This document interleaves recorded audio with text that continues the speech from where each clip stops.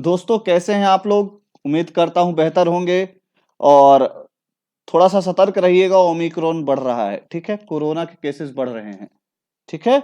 चलिए स्टार्ट करते हैं आज का लेक्चर।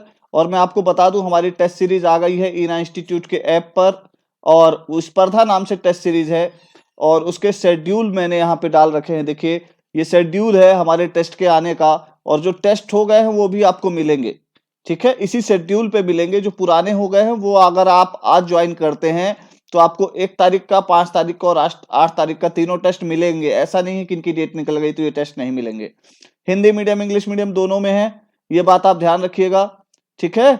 और आपको ये टेस्ट होंगे वो बेस्ट रहेंगे मेरे हिसाब से। मैं अपने बेस्ट क्वेश्चंस अपने अनुभव के हिसाब से इसमें डाल रहा हूं, ठीक है। तो आप लोग प्लीज मेरी टेस्ट सीरीज के साथ जुड़िए, मेरे ऐप को डाउनलोड करिए और उसका डिस्क्रिप्शन मैं कहां दे रखूंगा आपको। डिस्क्रिप्शन में ऐप की लिंक भी रहेगी, हमारे टेलीग्राम पेज की, इंस्टाग्राम पेज की भी लिंक रहेगी, ठीक है। तो आप ऐप को डाउनलोड करके टेस्ट सीरीज से जुड़ सकते हैं। एक डेमो टेस्ट है, आप उसको दे के देख सकते हैं क्वेश्चन पेपर की क्वालिटी क्या है, ठीक है। चलिए आइए स्टार्ट करते हैं आज का बहुत इंपॉर्टेंट लेक्चर, पर कुछ लाइनों के साथ। सफलता पाने के लिए लगातार कोशिश करते रहने से बढ़कर कुछ भी नहीं है। सफलता पाने के लिए हमें क्या करना पड़ेगा? लगातार कोशिश, प्रयास करना पड़ेगा, काबिलियत भी नहीं। सफलता पाने के लिए लगातार कोशिश करते रहने से बढ़कर कुछ भी नहीं, काबिलियत भी नहीं। हम कितनी कोशिश कर रहे हैं ये ज्यादा मायने रखता है बजाय कि आप कितने काबिल हैं, ठीक है। चलिए केल्विन कूलिन की इन लाइनों के साथ आज का लेक्चर स्टार्ट करते हैं, जो कि बहुत ही ज्यादा इंपॉर्टेंट है, ठीक है। और मुझे लगता है एमपीपीएससी प्री और एमपीपीएससी मेंस दोनों के लिए इंपॉर्टेंट है, ठीक है। आइए स्टार्ट करते हैं। मध्य प्रदेश के जनजातीय व्यक्तित्व। देखिए इस सीरीज में मैं एक लेक्चर ला चुका हूं जिसमें बिरसा मुंडा और टांटिया मामा दोनों के बारे में मैंने बताया है, ठीक है। इसकी पहली सीरीज आपके पास आ चुकी है और ये दूसरी सीरीज है, ठीक है। और इसमें मैं लगभग बड़ी पर्सनैलिटी सबको कवर कर रहा हूं। जो कुछ थोड़े बहुत छूटेंगे वो नेक्स्ट में, बट नेक्स्ट का मेरे हिसाब से बचेंगे नहीं, फिर भी अगर बचते हैं तो मैं उनको उस पर लाऊंगा, ठीक है। आप मेरी टेस्ट सीरीज को भी ज्वाइन करें और इसको लाइक सब्सक्राइब शेयर जरूर करें, तब मैं और अच्छे वीडियो बना के आपके सामने लाऊंगा। जितना अच्छा आपका रिस्पॉन्स रहेगा। बहुत सारे बच्चे कमेंट बॉक्स में जो मैं क्वेश्चन पूछता हूं उसके जवाब नहीं देते, ठीक है। तो अगर आप जवाब दोगे तो मुझे लगता है कि आपका ही नॉलेज इनहेंस होगा, ठीक है। आइए स्टार्ट करते हैं अपन। मध्य प्रदेश के जनजातीय व्यक्तित्व, ठीक है। और इनमें से आपको मैं बता दूं मेंस और प्री दोनों के अंदर एक क्वेश्चन 100% है। आइए सबसे पहले स्टार्ट करते हैं भीमा नायक की। देखिए भीमा नायक जी की फोटो है ये, और आप लोगों को पता है कि भीमा नायक कितने इंपॉर्टेंट हैं। एमपीपीएससी 2019 मेंस के क्वेश्चन में थे ये, ठीक है। चलिए ये किस जनजाति से थे, तो ये भी ध्यान रखिएगा। भीमा नायक जी भील जनजाति से थे। ये कहां से थे? मध्य प्रदेश से थे। बड़वानी जिले में इनका जन्म हुआ है, जो कभी पश्चिमी निमाड़ रियासत का हिस्सा था, ठीक है। पेच मोहली गांव का नाम है जहां इनका क्या हुआ है? पेंच मोहाली, ठीक है, जहां इनका जन्म हुआ है 1840 में, 1840 में। मेरी बात समझ गए क्या? और 1857 के रिवोल्ट में, जिसे हम प्रथम स्वतंत्रता संग्राम कहते हैं, तो 1857 के रिवोल्ट में वो कहां से थे?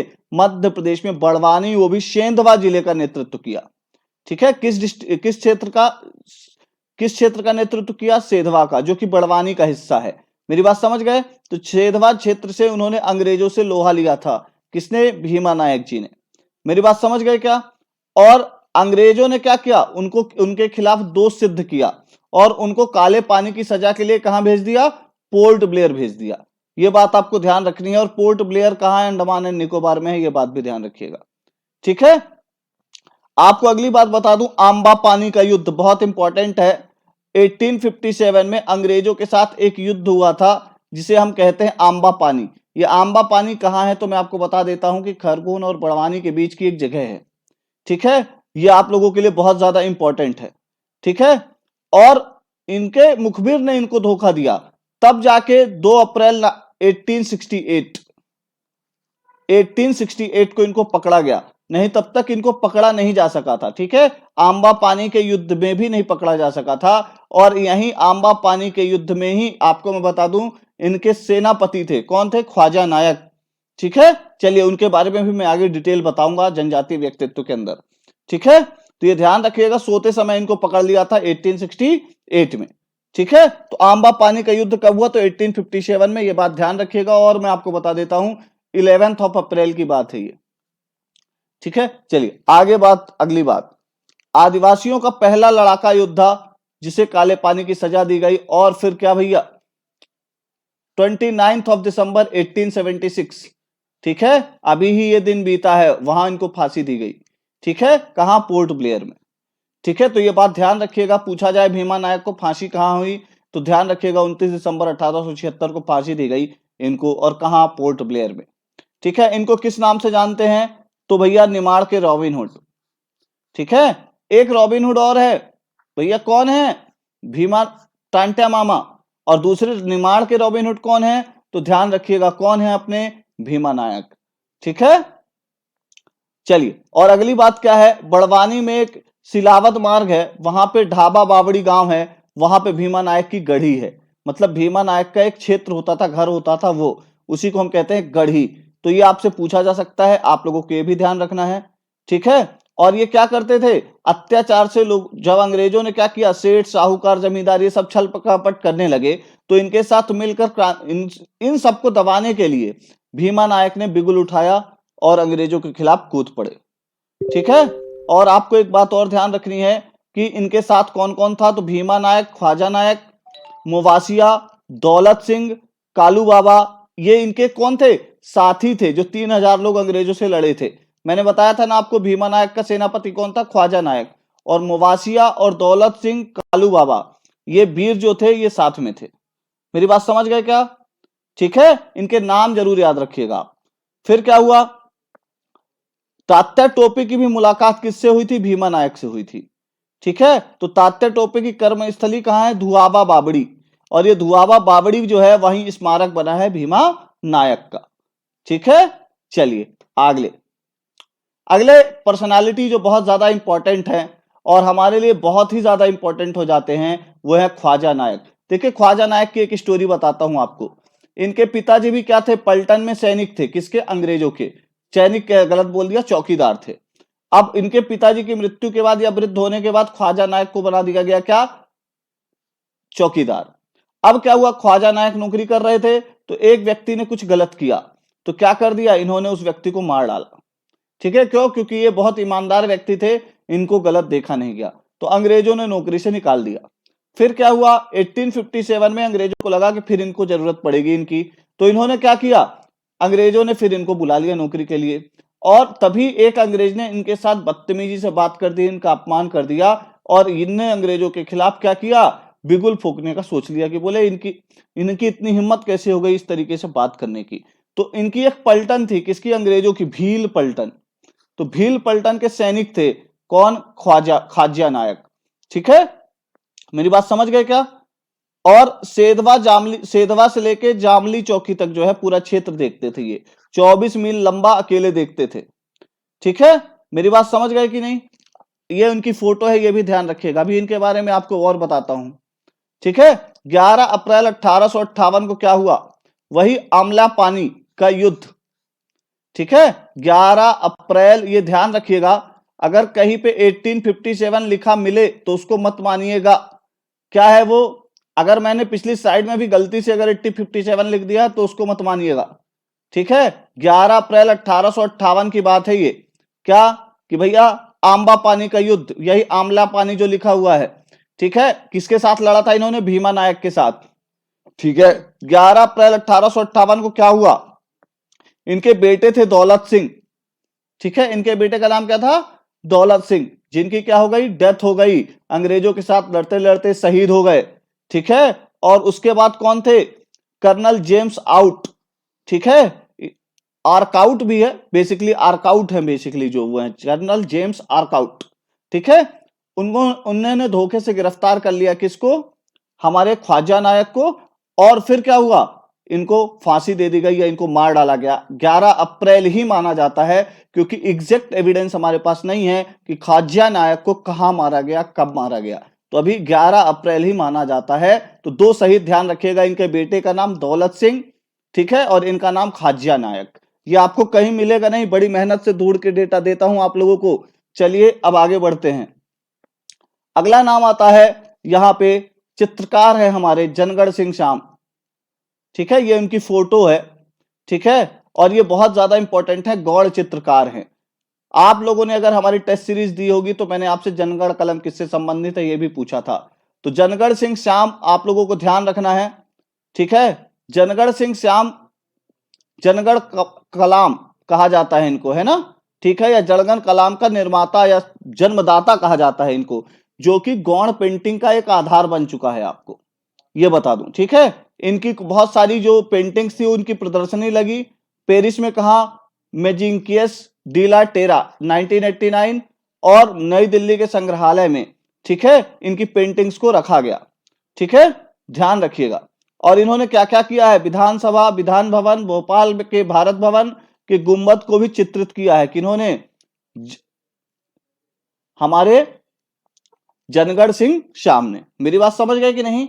चलिए आगे बढ़ते हैं। ये देखिए इनकी हमने पेंटिंग लगा दी है यहाँ पे, आपको पता चल जाएगा कि जनगण कलम किस प्रकार की पेंटिंग थी, कौन करते थे, जनगण सिंह श्याम, ठीक है, इन्हीं के नाम पे जनगण कलम नाम पड़ा। ये गौड़ चित्रकारी है, ये भी ध्यान रखिएगा। और इन्हें 26 साल की उम्र में शिखर सम्मान मिल गया था, ठीक है। मध्य प्रदेश के द्वारा सर्वोच्च सम्मान दिया जाता है, नागरिक पुरस्कार है ये शिखर सम्मान, और किसकी उम्र में मिल गया था, 26 साल में ही, ठीक है। ये बात आपको ध्यान में रखना होगा। और इनकी मृत्यु कहां हुई, तो जापान में, ठीक है। इनका दूसरा निवास संग्रहालय माना जाता था, इन्होंने जापान में कैसे फांसी लगा ली किसी को नहीं पता। 2001 में जापान में इनकी मृत्यु हुई, ये ध्यान रखिएगा, ठीक है। और जनगण चित्र में प्राथमिकता किसको देते थे, ठाकुर देव, बाड़ा देव, बूढ़ा देव जिनको हम कहते हैं, कलसिन देवी, ठीक है, ऐसे जितने भी इनके क्या थे, देवता थे, उनको चित्रित करते थे ये जनगण सिंह श्याम। मेरी बात समझ गए क्या? बहुत ज्यादा इंपॉर्टेंट है। अगले पर्सनालिटी पे जाते हैं, उसके पहले मैं आपको बता दूं कि भैया आप मेरी टेस्ट सीरीज को लाइक करें, सब्सक्राइब करें, शेयर करें। जितना ज्यादा लाइक सब्सक्राइब शेयर करेंगे, ठीक है, हमारे वीडियो को लाइक सब्सक्राइब शेयर करिए और टेस्ट सीरीज को ज्वाइन करिए, आपको लाभ मिलेगा, ठीक है। और आपको मैं ये बता देता हूं कि ये घने क्रॉस हैचिंग के क्षेत्र में बहुत सारी पेंटिंग किया करते थे। इनकी कुछ प्रसिद्ध पेंटिंग्स हैं जिनके मैंने नाम लिख दिए हैं यहाँ पे। पेंटिंग उल्लू जिसका नाम था, ठीक है, और ये क्या थी, एक्रिलिक ऑन कैनवास पे बनी थी। देखिए मैं आज पेंटर्स की बात बहुत क्यों कर रहा हूं, क्योंकि इनकी पेंटिंग्स बहुत ज्यादा चर्चा में आ रही हैं जब ये जनजातीय व्यक्तित्वों की हम बात करते हैं, या जब हम क्या करते हैं, जनजातीय गौरव दिवस की बात करते हैं, उनमें इनकी बहुत ज्यादा चर्चा थी। इस वजह से इतनी डिटेल में मैं आपके सामने लेके आया। मेरी बात समझ गए क्या? चलिए आगे बढ़ते हैं। अगला नाम है राजा शंकर शाह का। बहुत बड़ा नाम है राजा शंकर शाह। 1857 की क्रांति। तो देखिए पहले मैं आपको राजा शंकर शाह की स्टोरी बताता हूं। देखिए हबीबगंज रेलवे स्टेशन किसके नाम पे पड़ा है, कमलापति के नाम पे पड़ा है, ठीक है। तो आपको मैं बता दूं कि निजाम शाह की क्या थी, वो पत्नी थी, आपको ये बात पता है, ठीक है। तो एक ही पत्नी तो पहले राजाओं की नहीं होती थी, बहुत सारी पत्नी होती थी। तो निजाम शाह के एक बेटे थे सुमेर शाह। कौन थे, सुमेर शाह। तो निजाम शाह कौन हो गए, दादा, और फिर हो गए कौन, सुमेर शाह। और सुमेर शाह के पुत्र थे शंकर शाह, मतलब निजाम शाह दादाजी हो गए, उनके बेटे हुए सुमेर शाह, और सुमेर शाह के बेटे हुए कौन, शंकर शाह, ठीक है। और एक बहुत बड़ा फेमस नाम आता है चंद्र शाह का, शाह डायनेस्टी के संस्थापक में से एक, और उनकी 11वीं पीढ़ी कौन थे, हमारे शंकर शाह थे, ठीक है। मंडला के किले में 1783 में 1783 में इनका क्या हुआ, जन्म हुआ। मेरी बात समझ गए क्या? चलिए, और एक बात और आप ध्यान रखिएगा कि सुमेर शाह की मृत्यु के बाद क्या हुआ, इन्होंने गोंडवाना साम्राज्य को संभाला मंडला के अंदर, ठीक है। 1818 में क्या हुआ, मराठाओं से क्या चला गया, गोंडवाना साम्राज्य स्वतंत्र हो गया, ठीक है। और अंग्रेजों ने मंडला को अपने अधीन करके मध्य प्रांत में मिला लिया था, पर शंकर शाह और रघुनाथ शाह नहीं माने, ठीक है। शंकर शाह और रघुनाथ शाह नहीं माने। शंकर शाह कौन, आपको बता रहा हूं, और उनके बेटे का नाम क्या, कुंवर रघुनाथ शाह। इनको 3 गांव की जागीर दी गई, पर इन्होंने माना नहीं, बोले पूरा क्षेत्र हमारा है, मंडला जहां के ये राजा थे, जिसको इन्होंने मराठाओं से छीना था, ठीक है। मेरी बात समझ गए क्या? तो चलिए आगे बढ़ते हैं। अगला क्या है, जबलपुर से 1857 की क्रांति का नेतृत्व किसने किया, तो ये बात आपको ध्यान रखनी है, शंकर शाह ने किया, ठीक है। और ध्यान रखिएगा इनसे कौन लड़ा, तो क्लार्क थे, कमांडर यहाँ के थे क्लार्क, ठीक है, जो जबलपुर में तैनात थे। ठीक है, और 14 सितंबर को दोनों को बंदी बना लिया गया। किसको किसको? रघुनाथ शाह जी को और शंकर शाह जी को। ठीक है, और 18 सितंबर, ये ध्यान रखिएगा, बहुत इंपॉर्टेंट बात है, तोप के सामने इन लोगों को खड़ा करके उड़ा दिया गया। इतनी क्रूरता थी अंग्रेजों के अंदर। और एक बात और आपको ध्यान रखना है कि 1857 के वयोवृद्ध शहीद, सबसे ज्यादा उम्र में शहीद होने वाले व्यक्ति कौन माने जाते हैं? तो ये भी आपको ध्यान रखना है। तो ये कौन है? हमारे शंकर शाह। ठीक है, इनकी उम्र लोग कहते हैं कि 68-70 के आसपास थी। तो अगर अपन देखें तो 1783 का इनका जन्म है, तो हाँ लगभग लगभग यही थी। ठीक है, चलिए अगली बात आपको क्या ध्यान रखनी है कि इनकी पत्नी कौन थी शंकर शाह जी की। ठीक है, तो ये बात ध्यान रखिएगा, फूल कुंवर बाई। ये अंडरलाइन कर लीजिएगा, बहुत ज्यादा चर्चा में है, ये नाम कहीं नहीं मिलता आपको। फूल कुंवर बाई कौन थी? एक देखिए, एक फूल कुंवर आपको और मिलेंगी। ठीक है, किसकी? शिवाजी की पत्नी, राणा प्रताप जी की पत्नी, सॉरी शिवाजी की पत्नी मिलेंगी, फूल कुंवर बाई। उनके बारे में हम यहाँ चर्चा नहीं कर रहे हैं, हम किसकी बात कर रहे हैं? शंकर शाह जी की पत्नी के बारे में। तो फूल कुंवर बाई, ध्यान रखिएगा, इन्होंने अंग्रेजों के खिलाफ विद्रोह जारी रखा, इनडायरेक्टली और डायरेक्टली, दोनों तरीके से, शंकर शाह और रघुनाथ शाह की मृत्यु के बाद भी। तो अगली हमारी पर्सनालिटी कौन है? ये देखिए, अमर शहीद शंकर शाह और अमर शहीद रघुनाथ शाह, इन दोनों की फोटो आपके सामने मैंने लगा दी। ठीक है, और रघुनाथ शाह के साथ क्या था? इन्होंने भी साथ में ही लड़े, वही 18 सितंबर 1857 को इनकी डेथ हुई। और ध्यान रखिएगा एक चीज और, शंकर शाह के बेटे थे रघुनाथ शाह, और रघुनाथ शाह की पत्नी थी मान कुंवर बाई। आपसे पूछे तो सरप्राइज मत होइएगा। तो मान कुंवर बाई कौन? तो भैया ध्यान रखिएगा, रघुनाथ शाह की कौन? पत्नी। और इन्होंने भी अंग्रेजों के खिलाफ लड़ाई जारी रखी इनकी मृत्यु के बाद भी। ठीक है, तो ये दोनों पर्सनालिटीज बहुत ज्यादा इंपॉर्टेंट है हमारे लिए। ठीक है, 1857 के रिवॉल्ट में बहुत ज्यादा बड़ा योगदान था इनका। ठीक है, चलिए आगे बढ़ते हैं। अगले व्यक्ति आते हैं पेमा फाल्या। पेमा फाल्या की हाल ही में अभी मृत्यु हुई है, इसलिए भी इंपॉर्टेंट है। दूसरी बात, पिथौरा पेंटिंग बहुत ज्यादा इंपॉर्टेंट चर्चा में आ गई। किसके कारण आ गई? तो आप लोगों को पता है, भूरी बाई के कारण पद्मश्री दिया गया है उनको। ठीक है, वो पिथौरा पेंटिंग करती थी। और पेमा फाल्या सबसे प्रसिद्ध व्यक्ति जो थे पिथौरा पेंटिंग के, वो कौन है? तो पेमा फाल्या है। ठीक है, पेमा फाल्या का 31 मार्च 2020 को निधन हुआ है। ध्यान रखिएगा, करंट अफेयर्स के लिए ये इंपॉर्टेंट है। ठीक है, और किस जिले के रहने वाले थे? तो झाबुआ जिले के रहने वाले थे। कैसी पेंटिंग करते थे? पिथौरा पेंटिंग करते थे। ठीक है, और ये पिथौरा पेंटिंग भोइल जनजाति कला का एक बहुत क्या है? महत्वपूर्ण प्रकार है। ठीक है, और आगे आपको बता दूं कि जो पेमा फाल्या थे, उनको 1986 में हमने क्या दिया है? तो भैया ध्यान रखिएगा, शिखर सम्मान दिया है। ठीक है, और इनको 2017 में हमने क्या दिया था? तुलसी सम्मान। ठीक है, और ये इनकी फोटो है, पेमा फाल्या को आप देख सकते हैं किस प्रकार की पेंटिंग बनाते थे वो। ठीक है, बहुत जबरदस्त पेंटिंग बनाते थे, विश्व प्रसिद्ध थे। ठीक है, अगली बात आपको ये ध्यान में रखनी है। अगली पर्सनालिटी आते हैं बादल भोई। ठीक है, बादल भोई, इन्होंने क्या किया था? इतना बड़ा आंदोलन खड़ा कर दिया था अंग्रेजों के खिलाफ। वन क्या करने के लिए? वनों के राइट्स के लिए। अंग्रेजों ने वनों पर कब्जा कर लिया था, तो उनके खिलाफ, ठीक है, वन अधिकार के लिए इन्होंने लड़ाई लड़ी थी अंग्रेजों के खिलाफ, बहुत ज्यादा इंपॉर्टेंट है। ठीक है, और इनके पिताजी का नाम ध्यान रखिएगा। ठीक है, चलिए कुछ अभिलेख इनका जन्म 1845 मानते हैं, कुछ अभिलेख कुछ हमारे पास जो ऑथेंटिक सोर्स आ रहा है उसके अनुसार इनका जन्म 1845 को हुआ। ये बात आपको ध्यान में रखनी है। ठीक है, और इनका जन्म कहां हुआ? तो भैया ध्यान रखिएगा, एक छोटा सा गांव है डुंगरिया, छिंदवाड़ा जिले में एक छोटा सा गांव है डुगरिया, वहां इनका जन्म हुआ है बादल भोई जी का। ठीक है, चलिए, और गोंड थे, ये ध्यान रखिएगा, किस जनजाति से थे? तो गोंड जनजाति से थे। अगली बात इनके बारे में मैं आपको बता दूं कि महात्मा गांधी इनसे कब मिले? इस प्रकार के क्वेश्चन आते हैं। 6 जनवरी 1921। कब मिले? 6 जनवरी 1921। ठीक है, चलिए अगली बात आते हैं कि 1923 में क्या हुआ था? छिंदवाड़ा कलेक्ट्रेट को घेर लिया था वन अधिकारों के लिए। ठीक है, और 1930 में क्या हुआ था? रामकोना नामक स्थान पर अंग्रेजों के खिलाफ वन अधिकार कानून का उल्लंघन करने के लिए। ठीक है, और जबरन जंगल में घुसकर इन्होंने क्या किया था? वन उत्पाद लेके निकल गए थे। वन उत्पादों को निकलने पे बैन लगा दिया था अंग्रेजों ने, ठीक है, और अंग्रेजों ने इनको गिरफ्तार कर लिया, ठीक है। पर ये ध्यान रखिएगा कि इनकी मृत्यु कब हुई इसके बारे में एग्जैक्ट जानकारी, एग्जैक्ट डेटा अभी हमारे पास नहीं है, ठीक है। तो ये ध्यान रखिएगा 21 अगस्त 1930 को इन्होंने वन अधिकार के खिलाफ छिंदवाड़ा में आंदोलन किया, कलेक्ट्रेट में घुसे, डेट के साथ याद रखिएगा। मेरी बात समझ गए क्या? और बादल भोई संग्रहालय भी छिंदवाड़ा में है, आप लोगों को पता होगा, ठीक है। और 1940, ये जो डेट बता रहा हूं एग्जैक्ट डेट नहीं मिलती, मैंने आपको फिर बोला कि इनको कब मारा गया इसकी एग्जैक्ट डेट नहीं मिलती, फिर भी मेरे को जो सोर्स मिला है उसके अकॉर्डिंग बता रहा हूं 1940 में इनकी क्या हो गई, डेथ हो गई, ठीक है। तो ये बात ध्यान रखिएगा।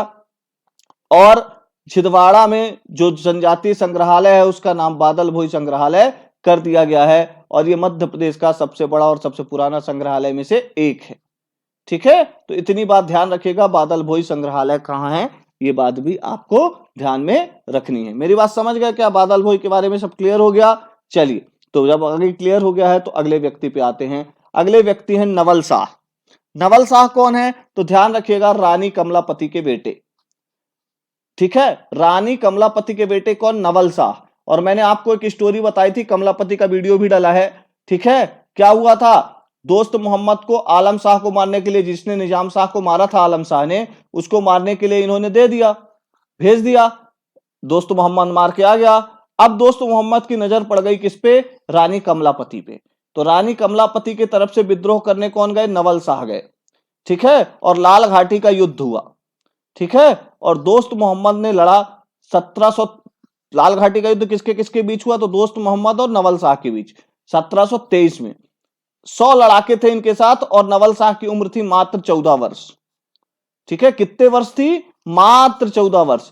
तो हमारे मध्य प्रदेश के सबसे यंग शहीद कौन थे? तो नवल शाह थे। ये बात भी आपको ध्यान में रखनी है, सबसे यंग शहीद थे, ठीक है। और अगली बात, 14 वर्ष की उम्र में इनकी ये शहीद हो गए, और इनके कारण इतना खून बहा भोपाल में, इस वजह से लाल घाटी नाम एक जगह है भोपाल में बहुत फेमस, लाल घाटी, वो इसी युद्ध के कारण पड़ता है। तो लाल घाटी का युद्ध नवल शाह और दोस्त मोहम्मद के बीच 1723 में हुआ, ये बात भी आपको ध्यान में रखनी है।